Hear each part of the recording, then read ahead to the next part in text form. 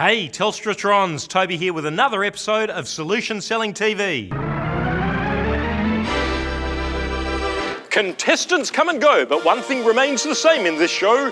You ask the questions. It's question time! Now please make welcome your host, Toby Barber! Welcome to Question Time, the show where the contestants ask the questions.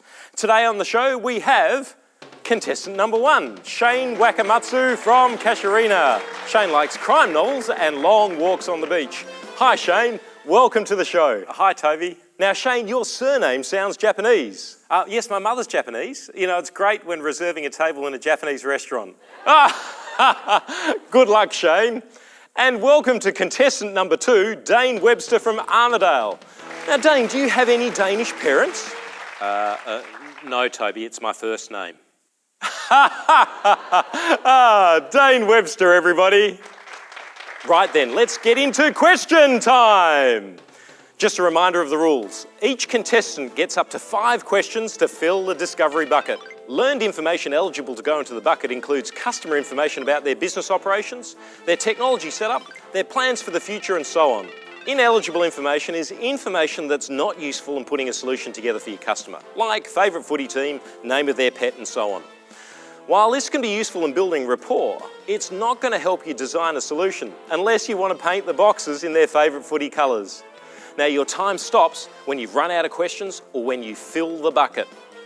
And now the person who'll be answering their questions, owner of the catering business Le Basil Leaf, our guest customer, Fabrice Ferrier.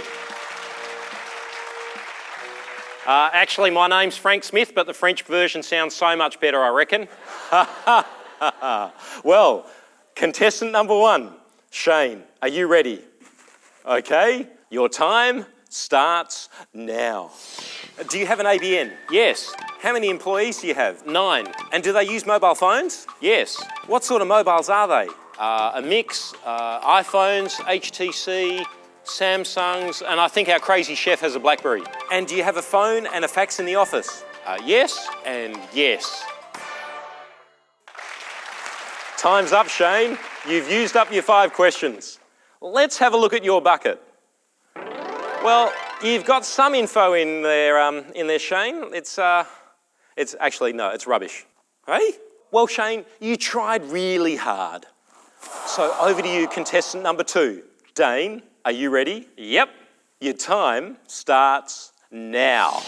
Fabrice, what plans do you have for your catering business in the next year or so? Well, I've got some big plans. We're currently a team of 9 and I hope to be at least double that in a year. I'm planning to open up a second kitchen on the other side of town, which will be much bigger. What else would you like to achieve? I'd like to bring in a new special diet menu, you know, gluten-free and FODMAP catering to appeal to those customers with food allergies. And so what's the goal you're focusing on right now? Well, it's really about getting the second kitchen up and running. Why is that? Well, mate, I need to get the second one up and running and get our systems in place to make it all work. I reckon the revenue from this one will fund all the other initiatives we'd like to put in place. And how do you think you'll get it all in place? Well, we'll need to get our kitchens working together, have a centralised ordering system. We also need better staff rostering systems so that we can have the right number of staff at each location. And you know, I want to be able to make sure we're able to take calls wherever we are, as well as accessing customer information, both, you know, in the kitchen and on the road. I want our recipes standardised so that the apprentice cooks can do a lot of the work and keep our crazy chef doing what he does best, coming up with new dishes, especially the gluten-free ones. We don't want them to be, you know, taste-free, if you know what I mean. We have a clear winner, and it's not you, Shane. Congratulations, Dane. You've won tonight's episode of Question Time. Shane, your consolation prize tonight is the board game of Question Time and also a diamond set 18-carat gold-plated pin from Gemini Jewelers.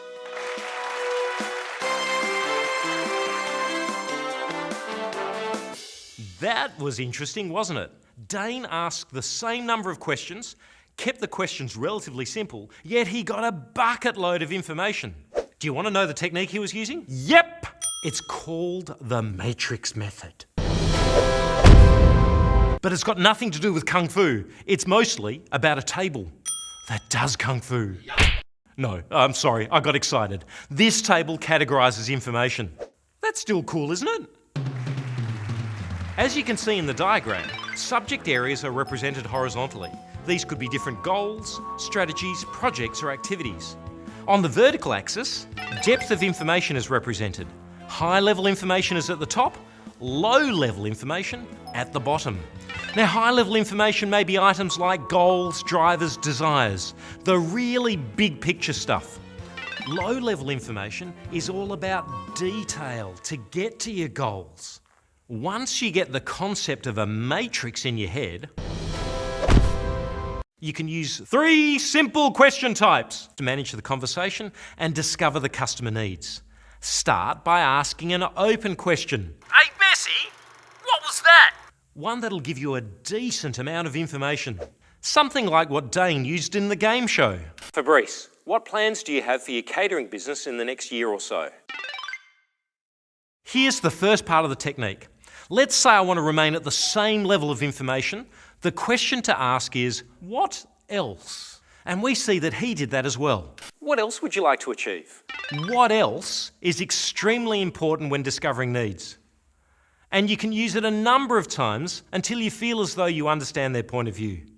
Just remember not to drill down too quickly on the first couple of questions you ask and try to uncover as much information about the business as you can.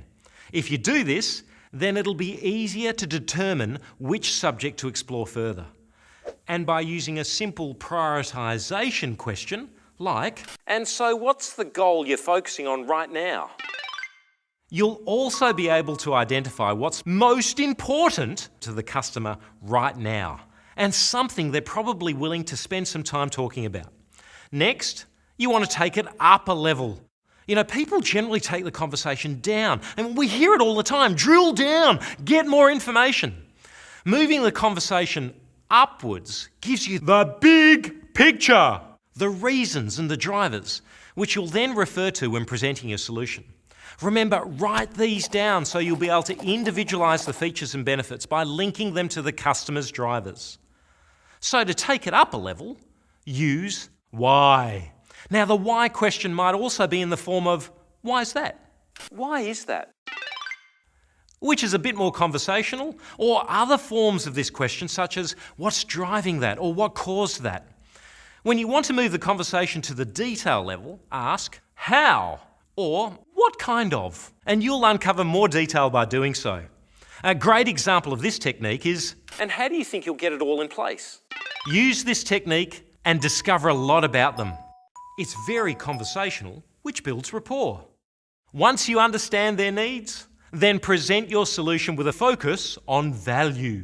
And we'll go into how to do that in a future episode. In the meantime, try this technique out for yourself.